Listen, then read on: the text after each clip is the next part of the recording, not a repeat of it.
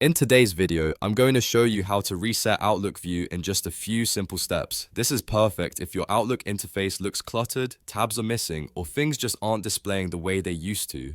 Resetting your view brings everything back to default settings and can solve a lot of display issues instantly. If this video helps, make sure to hit that like and subscribe button. Alright, let's get started. First, open your Outlook Mail application. Make sure you're in the main mail view where you can see your inbox and messages.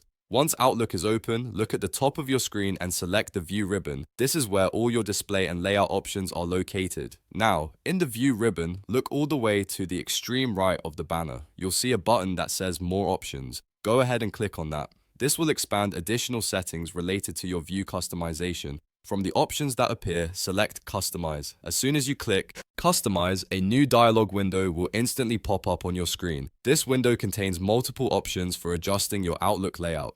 In this newly opened window, scroll down toward the left bottom area. You're looking for a button that says Reset All Changes. This is the key option that will restore your Outlook view back to its original default settings. Once you've found Reset All Changes, click on it. Finally, to apply the reset, click the Save button at the bottom of the dialog window.